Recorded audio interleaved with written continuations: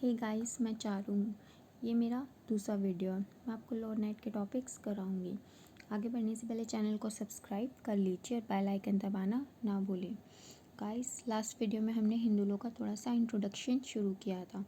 आज से हम हिंदू मैरिज एक्ट स्टार्ट करेंगे। लास्ट वीडियो में मैंने आपको हिंदू कौन होते हैं बताया था। मैं आपको फिर से रिपीट कर देती हूँ ताकि नोट्स की हेल्प से आपको और अच्छे से क्लियर हो सके। हिंदू वर्ड की कोई भी डेफिनेशन हिंदू मैरिज एक्ट में नहीं दी गई है। हम इसको 4 कैटेगरीज में डिवाइड कर सकते हैं। पहला है बाय बर्थ, दूसरा है by religion, third is by conversion और reconversion and fourth is by implication. पहली कैटेगरी है बाय बर्थ। अगर किसी चाइल्ड के दोनों पेरेंट्स हिंदू हैं तो उस चाइल्ड को भी हम हिंदू ही मानेंगे। ये दिया हुआ है सेक्शन 2 क्लॉज 1 एक्सप्लेनेशन ए के अंदर। या फिर अगर किसी चाइल्ड के एक पेरेंट हिंदू हो और दूसरा किसी दूसरे रिलीजन से बिलोंग करता हो, उस केस में हम उस चाइल्ड का ब्रॉटअप देखेंगे। अगर उस चाइल्ड का ब्रॉटअप एज अ हिंदू हुआ है, हिंदू रीति रिवाजों से हुआ है, तो उस चाइल्ड को हम हिंदू ही कंसीडर करेंगे। ये दिया हुआ है सेक्शन 2 क्लॉज 1 एक्सप्लेनेशन बी के अंदर। दूसरी कैटेगरी है बाय रिलीजन। अगर कोई पर्सन हिंदुओं की फॉर्म्स एंड डेवलपमेंट को फॉलो करता है तो उस पर्सन को हम हिंदू ही मानेंगे। ये दिया हुआ section 2 clause 1 sub clause A के अंदर। या फिर अगर कोई पर्सन बुद्ध है, जैन है या फिर सिख है तो भी हम उसको हिंदू ही मानेंगे। ये दिया हुआ section 2 clause 1 sub clause B के अंदर। Third category by conversion. ये हमारे जनरल रूल की एक्सेप्शन है जो कि है Hindu is born not made. अगर कोई पर्सन जो कि दूसरे रिलीजन से बिलोंग करता है वह अपना धर्म कन्वर्ट करके हिंदू धर्म अपना लेता है तो वह हिंदू होगा। ये दिया हुआ है सेक्शन 2 क्लॉज 1 एक्सप्लेनेशन सी के अंदर। उस केस में हम उसके इंटेंशन ज़रूर चेक करेंगे। अगर उसके इंटेंशन अच्छी है, उसने गुड फेथ में धर्म कन्वर्ट किया है, तो ही हम उसको हिंदू मानेंगे, अदरवाइज़ नहीं मानेंगे। इसका एक बहुत फेमस केस भी है, वो है परसुसल वर्सेस पॉनुस्वामी। ये 1971 का सुप्रीम कोर्ट का केस है। इस केस में एक बच्चा अपने मुस्लिम फ्रेंड के साथ रहते रहते उसी के रीति रिवाज फॉलो करने लगा था, उसी की तरह दरगाह जाने लगा था और उसी की तरह खाने पहनने लगा था। तब सुप्रीम कोर्ट ने बोला था कि इंटेंशन मैटर करती है। सिर्फ फॉलो करने से दूसरे रिलीजन के रीति रिवाज कोई पर्सन का धर्म कन्वर्ट नहीं माना जाएगा अगर वह पर्सन नहीं चाहता तो। चौथा है बाय इम्प्लीकेशन। कभी कभी हम डायरेक्टली किसी को हिंदू प्रूव नहीं कर सकते, उस केस में हमें नेगेटिव डेफिनेशन का सहारा लेना पड़ता है। अगर कोई पर्सन मुस्लिम नहीं है, पारसी नहीं है, क्रिश्चियन नहीं है या ज्यूस नहीं है तो उस केस में हम उसको हिंदू प्रिज्यूम करेंगे जब तक कि कोई यह प्रिजम्पशन रिवर्ट ना कर दी। अगर कोई पर्सन इस फैक्ट को डिनाई करता है तो बर्डन ऑफ प्रूफ भी उसी के ऊपर होगा। अगर वह पर्सन प्रूफ कर देता है कि वह हिंदू नहीं है तभी हम उसको हिंदू नहीं मानेंगे, अदरवाइज़ हम उसे हिंदू ही मानेंगे। हम शॉर्ट में सोर्सेस ऑफ हिंदू लॉ भी पढ़ लेते हैं। इसको हम 2 कैटेगरीज में डिवाइड कर सकते हैं, ancient sources and modern sources. Ancient sources में सबसे पहली आती है श्रुति। श्रुति का मतलब होता है व्हाट वाज हार्ट, मतलब जो सुना हुआ है। ये हमारे वेदास के अंदर दी हुई है, हमारी 4 वेदा जो कि है यजुर्वेदा, सामवेदा, अथर्ववेदा और ऋग्वेदा।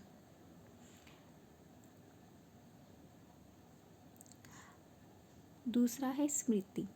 स्मृति का मतलब होता है व्हाट वाज रिमेम्बर्ड, जो याद रहा। ये पूरी तरीके से गॉड की लैंग्वेज नहीं है पर उसी के सिमिलर है। स्मृति वेदास की ही इंटरप्रिटेशन है। अगर कोई कन्फ्लिक्ट अराइज होता है श्रुति और स्मृति के अंदर तो श्रुति ही प्रिवेल करती है। स्मृति मोर सेक्युलर नेचर की है, इसलिए हमारा इंडियन लॉ भी स्मृति को फॉलो करता है। थर्ड है डाइजेस्ट एंड कमेंट्रीज। अगर हमें किसी क्वेश्चन का आंसर श्रुति और स्मृति से नहीं मिलता, उस केस में हम डाइजेस्ट एंड कमेंट्रीज का सहारा ले सकते हैं। और चौथा है कस्टम। कस्टम का मतलब होता है कंटिन्यूइंग प्रैक्टिस। अगर हम किसी रीति रिवाज को लगातार काफ़ी टाइम से फॉलो कर रहे हैं और कोई बीच में इंटरप्शन नहीं हुआ है और वह मॉरली एंड लीगली भी रॉन्ग नहीं है, तो हम उसे एज अ कस्टम फॉलो करने लग जाते हैं। दूसरा है मॉडर्न सोर्सेज। मॉडर्न सोर्सेज के अंदर पहला आता है प्रेसिडेंट। प्रेसिडेंट का मतलब होता है जुडिशल डिसीजंस। अगर कोई हायर कोर्ट कोई डिसीजन लेती है तो वह उसकी लोअर कोर्ट्स पे बाइंडिंग होता है, जब तक कि उस हायर कोर्ट की भी हायर कोर्ट कोई दूसरा डिसीजन ना ले ले। दूसरा है लेजिस्लेशन। लेजिस्लेशन मतलब जो हमारे लेजिस्लेचर ने लॉ बनाए हैं। थर्ड है equity, justice and good conscience. अगर किसी टॉपिक के अंदर लॉ नहीं है, उस केस में जज अपनी equity, justice and good conscience से डिसीजन ले सकता है, जो कि उसे उस टाइम सिचुएशन को देख के और केस को देख के ठीक लगे। अब हम पढ़ेंगे section 5 conditions of Hindu marriage. पहली कंडीशन है सेक्शन 5 क्लॉज 1 के अंदर। पहली कंडीशन के अकॉर्डिंग किसी भी पार्टी का कोई स्पाउस लिविंग नहीं होना चाहिए शादी के टाइम। अगर ऐसा होता है तो वह दूसरी शादी नल एंड वॉइड होगी। हम ये बोल सकते हैं कि हिंदू मैरिज एक्ट में बाइगेमी वैलिड नहीं होती। अगर कोई पर्सन बाइगेमी परफॉर्म भी करता है तो section 17 of Hindu marriage act के अंदर ही पनिशेबल होगा। सेक्शन 17 में पनिशमेंट ऑफ बिगामी दी हुई है, जो कि ये punishment of bigamy is given under section 494 and 495 of IPC. अगर according to section 494 of IPC, अगर ये फैक्ट कि मेरी पहली शादी हुई है ये फैक्ट को कंसील नहीं किया जाता तो वो पर्सन 494 के अंदर पनिशेबल होगा। पर अगर इस फैक्ट को कंसील किया जाता है तो ये वह पर्सन 495 के अंदर पनिशेबल होगा। दूसरी condition of a valid marriage वो दी है सेक्शन 5 के क्लॉज 2 के अंदर। उसके अकॉर्डिंग दोनों पार्टीज़ की फ्री कंसेंट होनी चाहिए शादी के टाइम। अगर कोई पर्सन अनसाउंड माइंड है, किसी ऐसी मेंटल डिसेबिलिटी से सफ़र कर रहा है जिसकी वजह से वो शादी के लिए भी अनफिट है और प्रोक्रिएशन ऑफ चिल्ड्रन के लिए भी अनफिट है, तो उस शादी को हम वॉइडेबल मानेंगे। वह शादी कभी भी वॉइड कराई जा सकती है दूसरी पार्टी के द्वारा। तीसरी कंडीशन दी हुई है सेक्शन 5 क्लॉज 3 के अंदर। इसमें एज ऑफ पार्टीज दी हुई है। इसके अकॉर्डिंग शादी के टाइम ब्राइडग्रूम की एज 21 ईयर्स और गर्ल की एज 18 ईयर्स ज़रूर होनी चाहिए। अगर कोई वायलेशन किया जाता है तो वो पर्सन रिस्पॉन्सिबल होगा section 18 clause A of Hindu marriage act. पर अगर इससे कम एज में भी शादी हो जाती है तो शादी की वैलिडिटी पे कोई इफेक्ट नहीं पड़ेगा। सेक्शन 18 क्लॉज ए के अंदर जो शादी इस एज से कम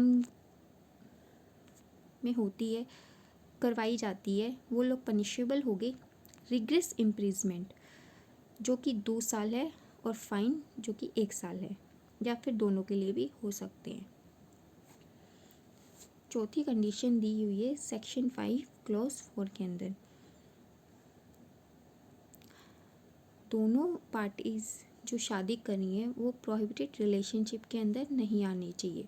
प्रोहिबिट रिलेशनशिप की डेफिनेशन सेक्शन 3 क्लॉज जी के अंदर दी हुई है, जब तक कि कस्टम और यूसेज परमिट ना करते हो। अगर कस्टम और यूसेज परमिट करते हैं तो वो शादी वैलिड होगी। जैसे आपने सुना होगा जाट में चद्दर अंडेजी की रस्म होती है।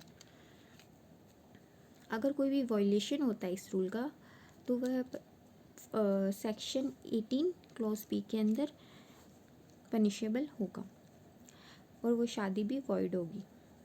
सेक्शन 18 क्लोज बी के अंदर पनिशमेंट दी हुई है जो कि 1 महीना और 1000 रुपये फ़ाइन है। आखिरी कंडीशन सेक्शन 5 क्लोज 5 के अंदर दी हुई है जिसमें दोनों पार्टी सस्पेंडर रिलेशनशिप के अंदर फॉल नहीं करनी चाहिए अनलेस कस्टमर यूसेज परमिट। स्पिंडर रिलेशनशिप लिमिटेड है 5 degrees in the line of ascent through the father और 3 डिग्रीज थ्रू द मदर। मतलब लड़के की साइड से लड़के के फादर की साइड से 5 डिग्रीज एंड लड़के की मदर की साइड से 3 डिग्रीज। अगर कोई वॉयलेशन होता है वह भी सेक्शन 18 क्लोज बी के अंदर ही पनिशेबल होगा और वह शादी भी वॉइड होगी। गाइस आज के लिए इतना ही। अगर आपको मेरी वीडियो अच्छी लगे तो प्लीज़ लाइक ज़रूर करना और आपको इन नोट्स की PDF चाहिए तो मुझे कमेंट बॉक्स में ज़रूर बताना। I will provide you. Thank you guys.